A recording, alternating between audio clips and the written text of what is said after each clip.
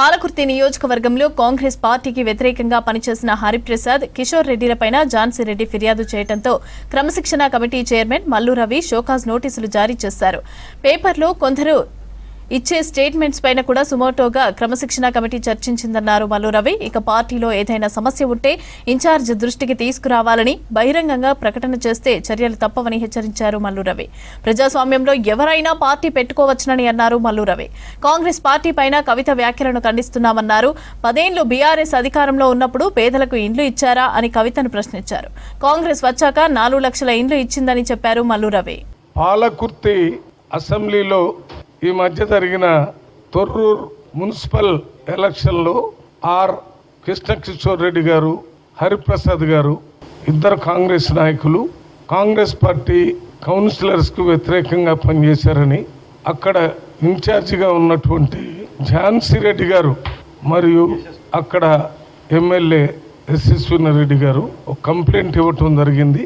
దాని మీద ఈరోజు 26వ తారీఖున వారిద్దరిని అంటే హరిప్రసాద్ గారిని, కృష్ణ కిషోర్ రెడ్డి గారిని డిసిప్లినరీ కమిటీ ముందు హాజరు కావాలని నోటీసులు ఇవ్వటం జరిగింది. హరిప్రసాద్ గారి ఇంట్లో వారి సొంత రిలేషన్ 5వ రోజు కార్యక్రమం ఉంది. దానికి సంబంధించిన ఎవిడెన్స్ పంపించారు. అదే రకంగా కృష్ణ కిషోర్ రెడ్డి గారు అమెరికా వెళ్ళి ఉన్నారు కాబట్టి వారు రాలేకపోతున్నారని వారు చెప్పారు. అందువల్ల ఈరోజు మీటింగ్లో వారిద్దరికీ మరి అఫీషియల్ క్యాండిడేట్స్కి వ్యతిరేకంగా చేశారనే కంప్లైంట్ ఉంది. దాని మీద షోకాజ్ నోటీసు వారిద్దరికి ఇవ్వాలని నిర్ణయం చేయటం జరిగింది. షోకాజ్ నోటీసులు పంపిస్తాము.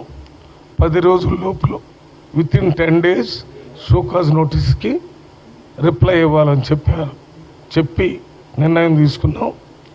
ఈ షోకాజ్ నోటీస్కి రిప్లై వచ్చిన తర్వాత మళ్ళీ డిసిప్లినరీ కమిటీ మీటింగ్ పెట్టుకుని వారిద్దరిని మళ్ళీ ఇక్కడికి డిసిప్లినరీ కమిటీ ముందుకు పిలవటానికి మళ్ళీ డేటులు నిర్ణయిస్తాము.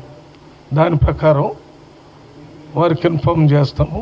వారు వచ్చిన తర్వాత వారితో మాట్లాడి మరి ఎమ్మెల్యే గారితో, ఇన్ఛార్జిగా ఉన్న ఝాన్సీ రెడ్డి గారితో మళ్ళీ పిలిపించి మాట్లాడి ఈ సమస్యని పరిష్కారం చేయడానికి నిర్ణయం తీసుకోవటం జరిగింది.